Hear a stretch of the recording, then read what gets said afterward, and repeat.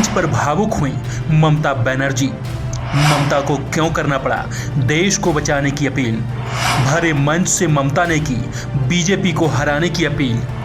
क्या उत्तर प्रदेश में भी खेला करेंगी बंगाल की मुख्यमंत्री।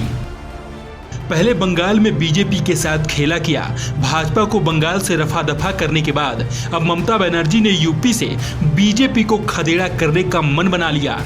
उत्तर प्रदेश की सत्ता से बीजेपी को हटाने के लिए ममता बनर्जी ने मंच से ऐलान कर दिया, लोगों से देश बचाने की अपील कर दी। कह दिया देश में शांति, अमन और भाईचारा कायम रखना है तो बीजेपी को हटाना होगा। मैं यूपी में कॉन्टेस्ट नहीं कर रहा है, इसी के लिए नहीं कर रहा है कि आज बड़ा लड़ाई है। देश को अगर बीजेपी से बचाना है तो हमारा जो भाई इधर में लड़ाई करता है अखिलेश यादव, उसको सपोर्ट करना पूरा तरह ये हमारा हक बनते हैं। बंगाल में बीजेपी को पटखनी दी, अब उत्तर प्रदेश में अखिलेश को समर्थन दे रही हैं। ममता बनर्जी को पता है अगर बीजेपी को हटाना है तो जो क्षेत्रीय पार्टी जिस राज्य में मजबूत स्थिति में है उसे समर्थन देना ही होगा। तो ममता बनर्जी ने अखिलेश को अपना समर्थन दे दिया है और ये बता दिया कि अगर जनता चाह ले तो जिस तरह से बंगाल की जनता ने बीजेपी के साथ खेला कर दिया, ठीक उसी तरह से उत्तर प्रदेश में खदेड़ा कर बीजेपी को सत्ता से बाहर किया जा सकता है। दूसरों की देशभक्ति पर सवाल उठाने वाली बीजेपी को भी ममता का ये स्वरूप देखना चाहिए, जब देश की स्वर कोकिला लता मंगेशकर के गाए एक गाने को गाते हुए ममता बनर्जी भावुक हो गई। लता जी ने एक गाना गाया, जो गाना के लिए आज भी लता जी हर विश्व का इतिहास बन गया।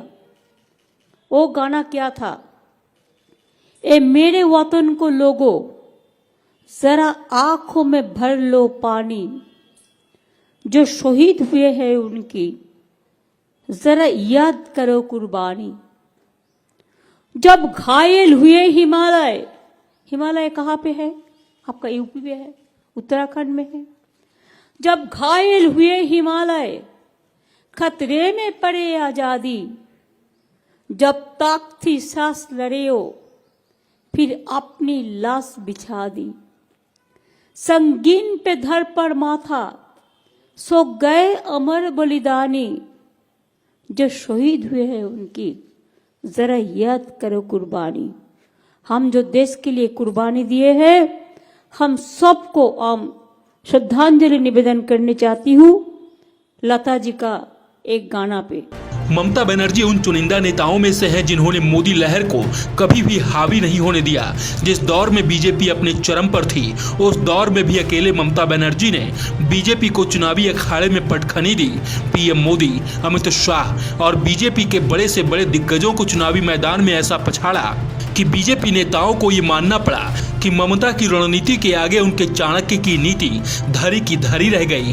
गौरतलब है कि अखिलेश को समर्थन करने वाले नेताओं की लिस्ट लंबी होती जा रही है और उत्तर प्रदेश में तो उन्होंने तमाम छोटे दलों को अपने साथ लाया ही, लेकिन दूसरे प्रदेश के नेताओं के साथ ने उनके लिए बूस्टर डोज की तरह काम किया।